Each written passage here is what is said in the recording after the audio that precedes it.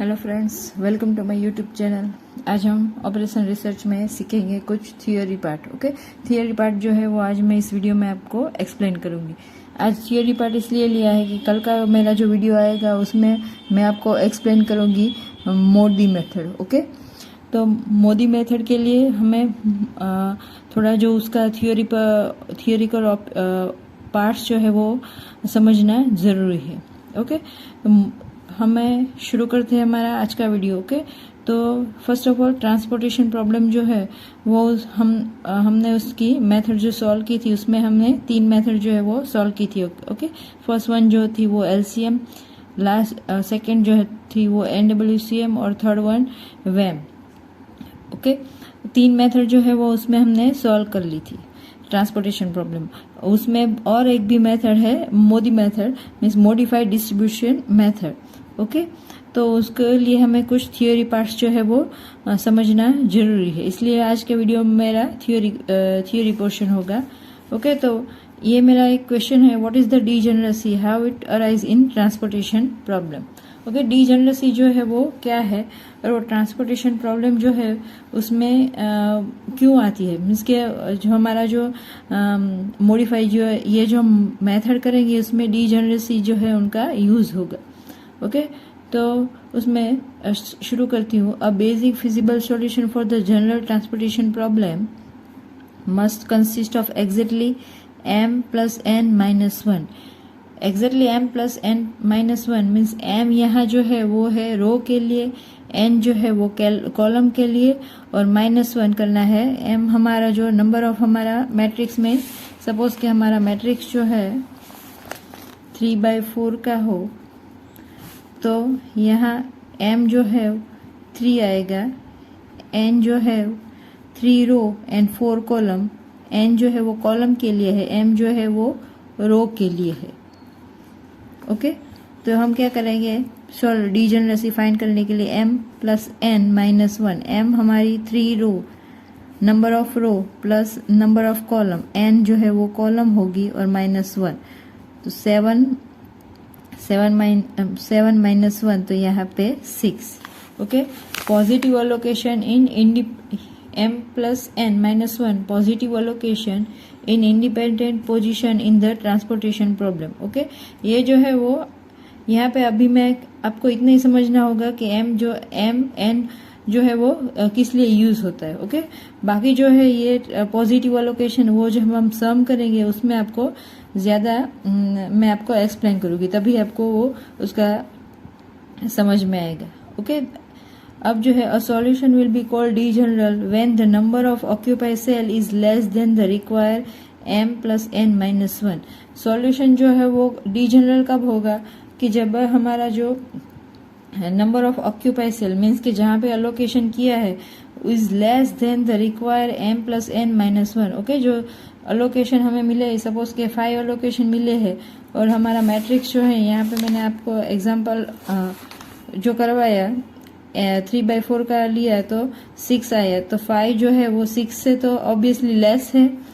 Okay, तो यहाँ जो है उसको डी जनरल होगा, डी जनरल सॉल्यूशन होगा। In such cases the current solution can not be improve because it is not possible to draw a close path. Okay, ये हमने जो 3 मेथड की यहाँ पे हमने ऐसा कोई पाथ नहीं किया है, सिर्फ हमने अलोकेशन ही किया है रो और कॉलम में। ओके, तो ये कुछ पॉसिबल नहीं था तीनों मेथड की, पर तीनों मेथड में ये कुछ पाथ हमने ड्रॉ नहीं किया है। Okay, also the value of dual variable ui जो है वो मैं यूज करूंगी रो के लिए। Okay, and vj for column.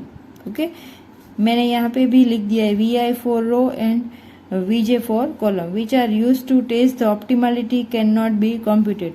Optimality can not be computed means के जहाँ हम सॉल्यूशन जो फाइंड आउट करते हैं, जहाँ पे सपोज कि मैं यहाँ पे एक एग्जांपल आपको करवाती हूँ। एज्यूम करिए कि ये हमारा कुछ ऐसा मैट्रिक्स है।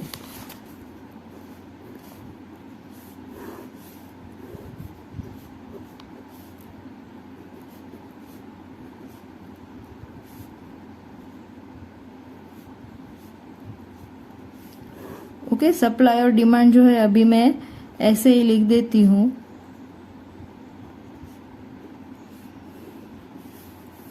ये हमारी डिमांड है, ये जो है वो सप्लाई।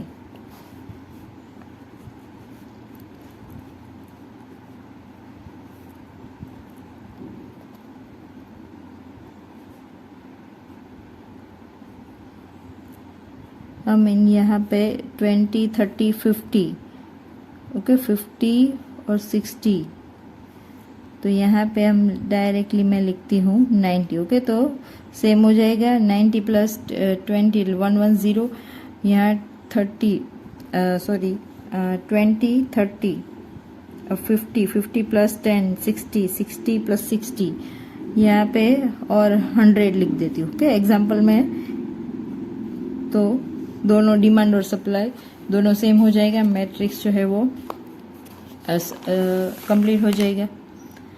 तो ऑप्टिमल कैन नॉट बी, इनको एक्सप्लेन करने के लिए ये मैंने एक मैट्रिक्स जैसा बनाया। The value of dual variable v i and v j which are use to test the optimally can not be computed. Okay, means कि ये जो है फॉर्मूले ये कहाँ पे यूज होगा कि जहाँ पे सपोज कि हमारा पहला अलोकेशन यहाँ मिल गया, दूसरा यहाँ मिला, ऐसे। ओके, जो भाई अलोकेशन हमें मिलते हैं, सपोज कि हमें 3 अलोकेशन मिले हैं, दूसरे जो सेल जो है वो अनऑक्यूपाई है, मीन्स कि यहाँ कोई अलोकेशन नहीं है, तो उसके लिए हम v i and u i and v j find करेंगे। अब जो है degeneracy in the transportation problem में अकर्स इन 2 स्टेज। डीजेनरेसी जो है वो कब 2 स्टेज में अकर होगी। When obtaining an initial solution we may have less than m plus n minus 1 allocation. ये जो हम कंपेयर करते हैं हमारे मैट्रिक्स के, इनके लिए पहला स्टेज। और सेकंड स्टेज जो है वो at any stage while moving towards optimal solution this happen when 2 और more occupied cell with same minimum allocation. Okay, 2 or more occupied cell with the same minimum allocation become unoccupied simultaneously. ये जो है degeneracy, ये इनका explanation था। अब जो फिर से मैंने यहाँ पे डीजेनरेसी का एक और पैराग्राफ लिख दिया है। To resolve degeneracy at the initial solution we proceed to allocation at a very small quantity close to 0 to 1 or more unoccupied cells so as to get m plus n minus 1। ये जो करेंगे जहाँ पे allocation नहीं हुआ है वहाँ पे हम फाइंड करेंगे number of occupied cell. Okay, उसके लिए जो है this amount is denoted by a Greek letter. ये जो डीजेनरेसी जो है वो सॉल्व करेंगे उनमें ये ग्रीक लेटर का हम यूज करेंगे। Greek letter एपिलसन। ओके, ये जो है एपिलसन और सेकेंड जो है वो डेल्टा, इन दोनों का हम जो है वो मॉडिफाइड डिस्ट्रीब्यूट मेथड जो है उसमें यूज करेंगे।